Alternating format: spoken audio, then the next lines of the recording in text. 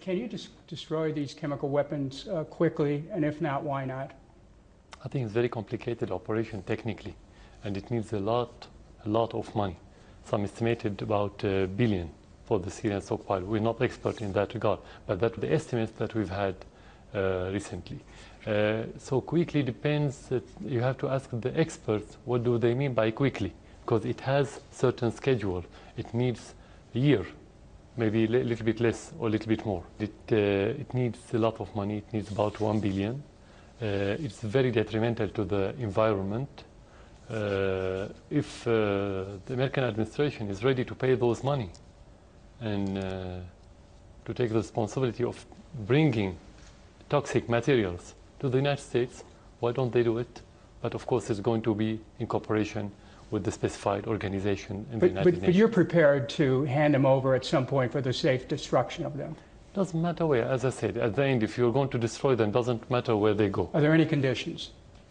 No, we don't have any condition to send it anywhere. At the end, if it's going to be destroyed, it could be destroyed anywhere. It's, as I said, it's very detrimental to the environment. So whoever country is ready to take the risk of those materials, let them take it. Do you have a security agreement with the Russian government that if and when you give up your chemical weapons, that you, in fact, will be protected so that you're not vulnerable to attacks? Yeah. Because we know there are other nations which gave up their weapons and then they were attacked. You know, the Russian role politically was very efficient during the crisis in Syria, during the last 2.5 years. And they vetoed it 3 times in the Security Council. So actually, they protected Syria politically. They don't have to have security agreement with Syria regarding this. It's not about only about the army and the war. It's about politics, first of all. So I think they are doing their job without having this agreement.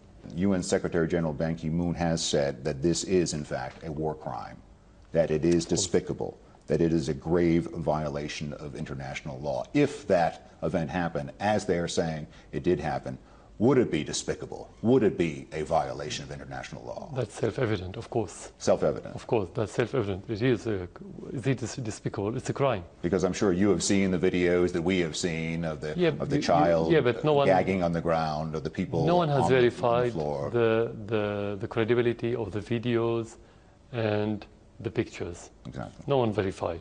The only verified things are the samples that the delegation go and took. Samples of blood and other things from the soil and so on. Which is what they say they have. But you cannot build a report on videos if it's not verified. But they are basing it on the blood samples. Especially as we live in a world of forgery for the last 2.5 years regarding Syria.